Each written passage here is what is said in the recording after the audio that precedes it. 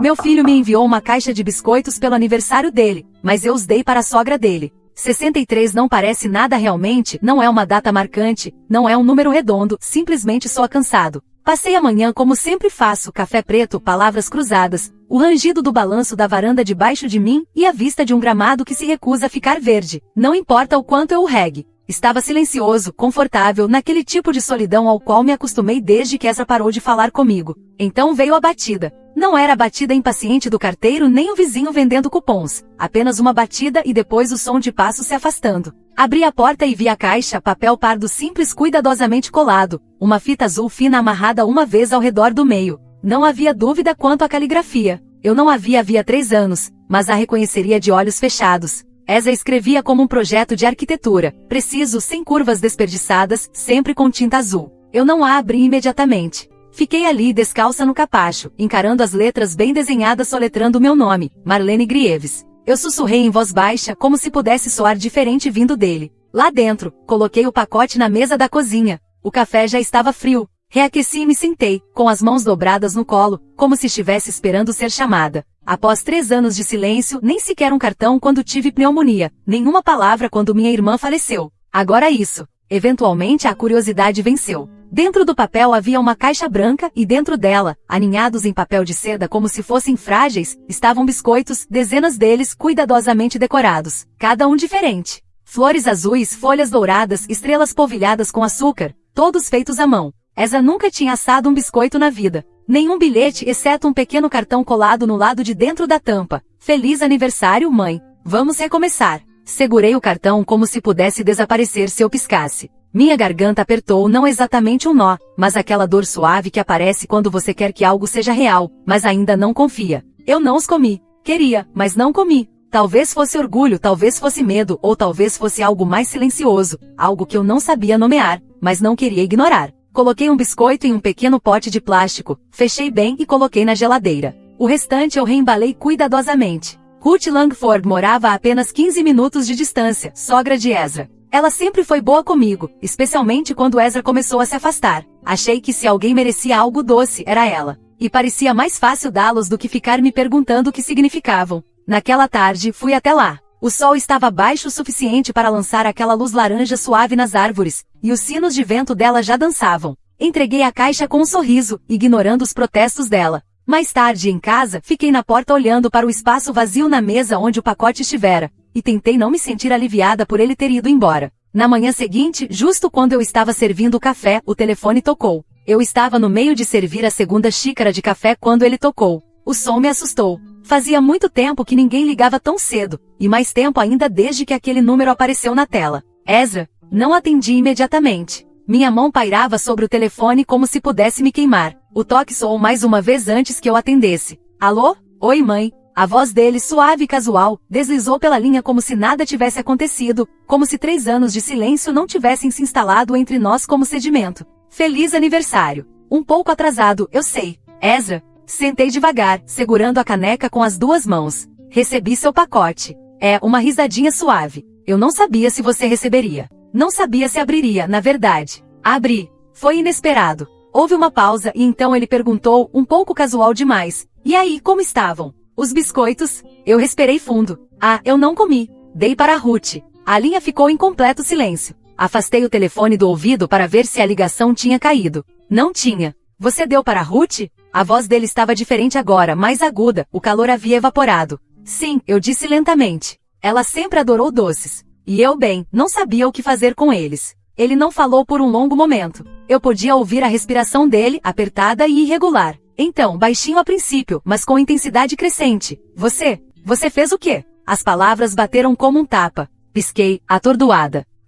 Ezra, o que foi? Eles não eram para ela, ele disparou. Eram para você. Só para você. A voz dele falhou não de tristeza, mas de algo diferente, frustração, talvez até pânico. Não consegui dizer. Fiquei paralisada, o café esfriando nas minhas mãos. Eu não sabia, falei, minha voz pequena. Certo. Claro que não sabia. A amargura escorreu densa, sufocante. Você nunca sabe. Ele desligou antes que eu pudesse dizer mais alguma coisa. O tom de chamada zumbia no meu ouvido. Coloquei o telefone devagar no balcão, encarando a bancada, meu coração batendo no peito, não rápido, mas fundo, como se quisesse ser ouvido. Só para você. Foi isso que ele disse. Levantei, caminhei até a geladeira e a abri. O pequeno pote ainda estava lá. Um biscoito perfeito, intocado. Fechei a geladeira e me apoiei no balcão, de repente com frio. Foi então que o outro telefone tocou, o fixo no corredor. Quase ninguém usava mais ele. Caminhei até ele com o pressentimento já se espalhando. A linha do telefone fixo crepitou quando eu o atendi, como se o fone tivesse esquecido como carregar uma voz. Marlene. Era Lila, a esposa de Ezra.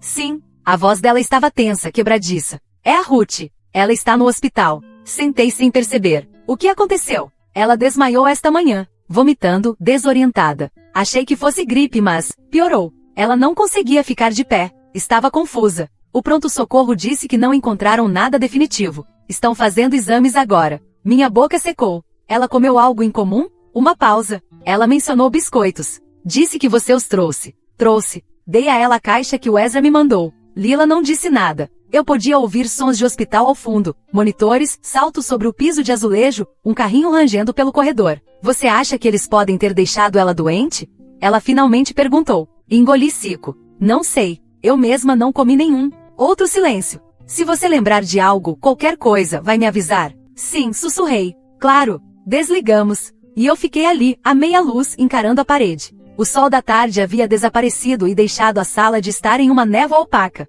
Não acendi as luzes. Não me mexi por muito tempo. Mais tarde, depois que anoiteceu, vaguei até a cozinha com o instinto sem rumo de alguém procurando por ordem. Comecei a limpar, passando pano nas superfícies, dobrando toalhas que não precisavam ser dobradas. Abri o lixo para esvaziá-lo e vi algo no fundo. Um pequeno frasco plástico transparente daqueles onde vem vitaminas. Sem rótulo. Apenas um leve anel de pó branco grudado na parede interna. Alcancei e peguei, girando nas mãos. Não era meu. Eu nunca o tinha visto antes. A tampa ainda estava bem apertada. Abri a geladeira. O biscoito ainda estava lá, guardado no potinho, como se estivesse esperando por esse momento. Minhas mãos tremiam enquanto eu o retirava. Eu nem lembrava por que eu o havia guardado. Algo doce para depois, uma pequena gentileza para mim mesma. Agora, eu não conseguia olhar para ele sem me sentir enjoada. Levei o biscoito e o frasco vazio até o escritório e os coloquei sobre a escrivaninha. A luz do abajur fazia os cristais de açúcar brilharem levemente. Sentei e cruzei as mãos, encarando os dois como se eles fossem piscar antes de mim. Eu era o alvo? Era para mim? As perguntas pairavam ali, grandes demais para serem tocadas. Mais tarde, pouco antes de dormir, liguei para o laboratório onde Janelle era ou trabalhava. Ela me devia um favor. Não disse muito, apenas que precisava que algo fosse analisado. Calmamente ela disse, você pode me encontrar de manhã. Desliguei o telefone e fiquei parada no meio da sala por um longo tempo antes de apagar a luz. No silêncio, eu ainda podia ouvir a voz de Ezra na minha cabeça. Você fez o quê? O biscoito ficou na geladeira naquela noite. O pressentimento também. O laboratório ficava escondido atrás de um complexo médico, na periferia da cidade. Aquele tipo de lugar que você nunca notaria, a menos que estivesse procurando por ele. Janelle veio pessoalmente me encontrar no estacionamento. O jaleco dela estava arrumado demais para tão cedo. Ela não fez muitas perguntas, apenas ergueu uma sobrancelha quando entreguei o recipiente. Esse é o tipo de favor do qual vou me arrepender? Perguntou em tom leve. Tentei sorrir, mas não consegui fazer o sorriso pousar. Só me diga o que tem aí dentro. Ela sentiu e desapareceu pela porta lateral. Sentei no carro com o motor ligado e o rádio desligado. Minhas mãos estavam frias. Não fui embora. Não consegui. As memórias invadiram como água por baixo da porta. Ezra aos 8 anos, dobrando guardanapos na mesa com precisão geométrica. Ezra aos 10, fazendo um escândalo quando reorganizei a despensa por cor em vez de tamanho. Ezra aos 12, recusando-se a falar comigo por uma semana inteira depois que esqueci de usar a marca certa de ketchup no sanduíche dele. Na época eu chamava isso de manias. Dizia que ele era exigente, sensível, brilhante na escola, obediente em público. Uma criança modelo no papel. Mas eu também me lembrava do jeito como ele observava as pessoas comerem. Como ele me observava. Da vez que fiz biscoitos com nozes por engano, e ele cuspiu um no lixo e depois esfregou a boca até os lábios sangrarem. Do jeito como ele ficava completamente imóvel quando estava decepcionado, como se estivesse guardando aquilo para depois. Uma enfermeira do hospital ligou no fim da manhã. A condição de Ruth não havia melhorado. Estavam encaminhando o caso para a medicina interna, ainda sem diagnóstico. Ninguém havia mencionado os biscoitos. E eu não ofereci a ideia. Sentei na cozinha esperando Janelle ligar, com as mãos envoltas em uma xícara de chá que eu não bebi. A caneca esfriou. A casa estalava ao meu redor, como se estivesse ouvindo. Ezra sempre foi bom em jogar a longo prazo. Ele não explodia como algumas crianças. Ele planejava, guardava as coisas. Você podia vê-lo receber uma ofensa, arquivar aquilo e trazer de volta mais afiado depois. Quando o telefone tocou logo após o meio-dia, eu me sobressaltei. É a Janelle, disse ela. Fizemos os exames padrões, depois pedi para irem mais a fundo. Prendi a respiração. Tem algo no biscoito, ela disse. Traços de um composto relacionado ao acônito. Capuz de monge. É altamente tóxico. Raro de se encontrar em comida. Definitivamente não foi acidente. Fechei os olhos. Você disse que alguém comeu isso. Eu não consegui responder. Ela hesitou. Vou redigir o laudo discretamente. Depois que desligamos, fiquei imóvel por um bom tempo. Meu filho havia me enviado veneno em uma caixa de presente. Uma caixa que eu repassei como se fosse nada. Mais tarde naquela noite, me encontrei do lado de fora novamente, andando pelo caminho da frente, sem saber exatamente o que procurava. O sol estava se pondo. O vento trazia um leve cheiro de canela, ou talvez fosse só a memória. Então meu celular vibrou de novo. Número desconhecido. Atendi. A voz do outro lado da linha era calma, seca e desconhecida. Aqui é a detetive Fallon Race. Você é Marlene Grieves? Hesitei. Sou. Fui indicada pela doutora Janelle Morro. Ela disse que você solicitou análise toxicológica de um item alimentar e pediu que qualquer resultado preocupante fosse encaminhado às autoridades. Isso está correto? Eu queria dizer não, alegar algum tipo de mal-entendido, proteger os últimos fiapos do que um dia foi família. Mas me ouvi dizer sim, está correto. Houve uma pausa, profissional, mas não cruel. Você estaria disposta a se encontrar para discutir os resultados e suas preocupações? Concordei, mas foi como assinar algo definitivo. Nos encontramos naquela tarde em um pequeno escritório escondido atrás da delegacia. Nada dramático. Reis parecia jovem para um detetive, talvez 30 e poucos anos, com olhos afiados que não paravam quietos. Ofereceu-me água que recusei. Minhas mãos não paravam de se mover, dobrando e desdobrando um lenço de papel que nem percebi que tinha trazido. Ele começou e suavemente perguntou há quanto tempo eu estava afastada de Ezra, com que frequência nos falávamos, quando recebi o pacote, o que ele continha, como Ruth Langford entrou na história. Respondi a todas as perguntas de forma direta, com toda a precisão que consegui reunir, evitando a emoção que ameaçava aflorar a cada instante. Ele ouvia atentamente, anotando em um bloco legal amarelo. Não me interrompia. Então vieram as perguntas mais difíceis. Você acredita que seu filho queria te machucar? Olhei para minhas mãos. Eu não quero acreditar nisso, disse. Mas o biscoito tinha veneno. Ruth não fez. Eu não fiz. Ele mandou. E o frasco que encontrei no lixo não era meu. O timing bate.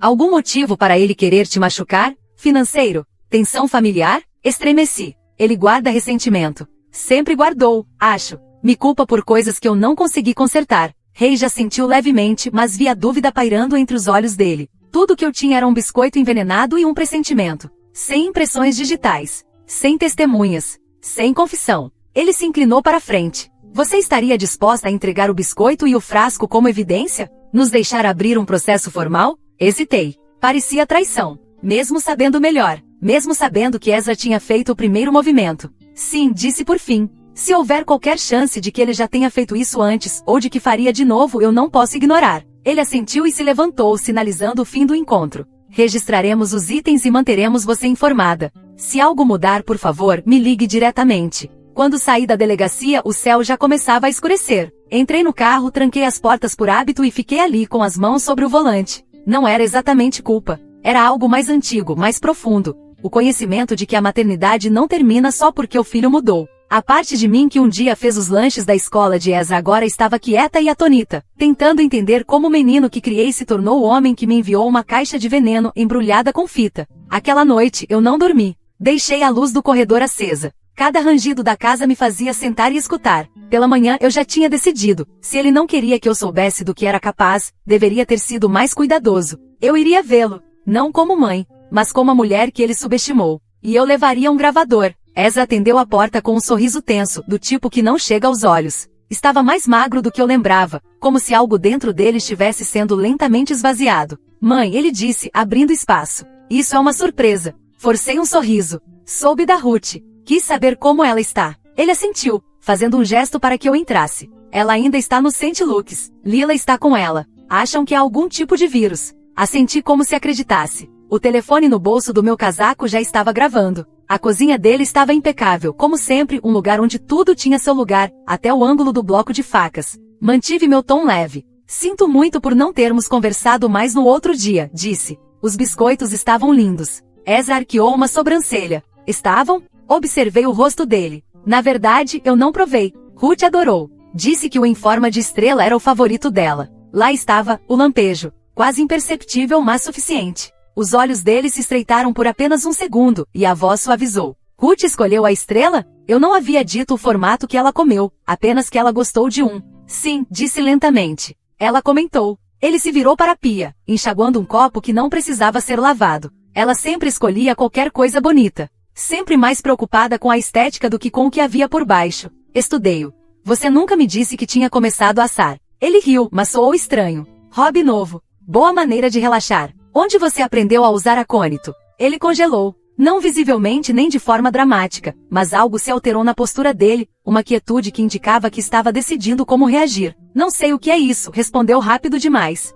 Doutor Mara sabe? Ele girou o copo ainda na mão. Você foi até a Janelle. Ela fez o teste. Estava no biscoito, Ezra. Não sei o que você pensa que está fazendo, disse ele, colocando o copo na pia com cuidado. Mas acusações como essa, não acabam bem, especialmente sem provas. Acho que você já me deu o suficiente, respondi baixinho. Você se descuidou. Ele me encarou por um longo tempo. O rosto permaneceu imóvel, mas algo por trás dos olhos mudou, um brilho de cálculo. Você sempre me entendeu errado, ele disse. Não, retruquei. Acho que finalmente te entendo completamente. Alcancei minha bolsa, mantendo a mão firme. Meu coração batia tão alto que eu tinha certeza de que ele podia ouvir. Ao me virar para sair, meus olhos pousaram no balcão atrás dele. Ali, parcialmente coberto por um pano de prato, havia outro frasco pequeno, idêntico ao que eu encontrara no lixo. Ezra percebeu meu olhar. Moveu-se para bloquear o balcão casualmente como se estivesse se espreguiçando. Eu vou indo, disse. Já tomei muito do seu tempo. Mande lembranças a Ruth, ele disse, a voz de novo leve.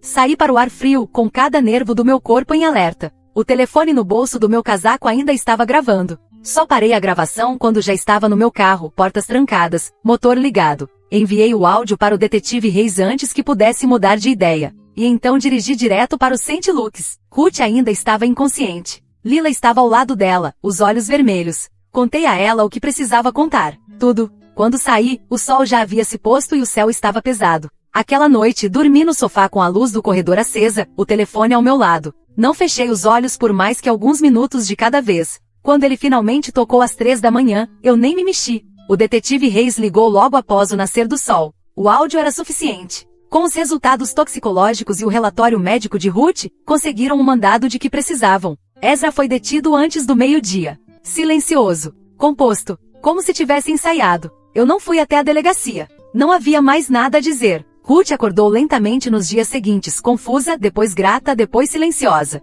Fiquei com ela quando Lila não podia. Ela não pediu detalhes e eu não ofereci. Uma tarde, segurei sua mão e disse, sinto muito. Ela apertou a minha uma vez. Isso bastou. Lila chorou na minha cozinha mais tarde naquela semana. Disse que deveria ter percebido. Que Ezra estava ficando distante. Estranho. Ela tinha encontrado anotações estranhas nos diários dele, frascos com plantas secas que não reconhecia. Achou que ele estivesse apenas lidando com algo com o que não sabia. Descobriu-se que Ezra escrevia sob um nome falso em fóruns obscuros de herbologia há anos. Descrições de extrações, dosagens, interações, tom acadêmico arrepiante em retrospecto. Parte da terminologia correspondia exatamente ao que foi encontrado no exame de sangue de Ruth. Tudo voltou a uma decisão. Um biscoito que eu não comi. Numa manhã tranquila de terça-feira, tirei o recipiente da geladeira. O biscoito ainda estava intacto, embora o glacê tivesse perdido o brilho. O detetive Reis me deu um saco de evidência lacrado no dia da prisão de Ezra, caso eu quisesse guardar. Não por vingança, ele disse, mas por clareza. Deslizei o biscoito para dentro do saco e fechei o lacre. Parecia mais pesado do que deveria. Naquela noite, limpei uma pequena caixa à prova de fogo do armário do corredor e coloquei o biscoito dentro. Ao lado dele, acrescentei o cartão do pacote. Feliz aniversário, mãe. Vamos recomeçar. Tranquei a caixa e a coloquei na prateleira mais alta. Não para esquecer, mas para lembrar do que quase deixei passar. Fiquei na cozinha por um longo tempo depois disso. A casa em silêncio ao meu redor. O ar imóvel. Então apaguei a luz e caminhei pelo corredor, sem saber se deveria me sentir segura de novo, ou se algum dia realmente estive. Atualização final. Meses se passaram desde aquele dia. A caixa ainda está lá, na prateleira mais alta do armário, trancada, silenciosa. Não voltei a abri-la. Não precisei. Às vezes passo por ela e estendo a mão, como quem verifica se o peso ainda é real. E é. Mas é um peso diferente agora, não apenas medo, ou perda, ou decepção, mas compreensão. Ezra permanece sob custódia. O processo avança devagar, como todas as coisas que doem. Não pedi para visitá-lo. Ele também não pediu por mim. Talvez nunca peça. E mesmo assim, há manhãs em que ainda me pego preparando 2 xícaras de café, antes de perceber que só uma será bebida. Ruth recuperou-se com mais força do que eu esperava. Ela voltou a caminhar pelo jardim, observando as estações passarem como quem valoriza cada pétala. Lila me visita com frequência agora. Às vezes não falamos sobre nada em particular, compartilhamos silêncio, chá e uma memória compartilhada de sobrevivência. Existe ternura na dor dividida. Eu aprendi que o amor, mesmo quando ferido, não desaparece. Ele muda de forma. Ele aprende a se proteger, mas ele permanece. Existe algo de trágico em amar alguém que não sabe amar de volta, mas existe também algo de poderoso em sobreviver a isso. Guardei o biscoito, sim, mas mais do que isso, guardei a escolha que fiz naquele dia, de não comê-lo, de confiar em um instinto que não sabia nomear. Foi isso que salvou minha vida. E talvez, de algum modo silencioso, tenha salvado algo mais. Às vezes, a maternidade é feita de lanches escolares e beijos de boa noite. Outras vezes, ela é feita de decisões impossíveis e despedidas que não têm palavras. Mas acima de tudo, é feita de coragem. Hoje, ao fechar as cortinas e apagar as luzes, não me pergunto mais se estou segura. Sei que estou. Porque finalmente estou inteira. Não por causa do que perdi, mas por causa do que escolhi guardar.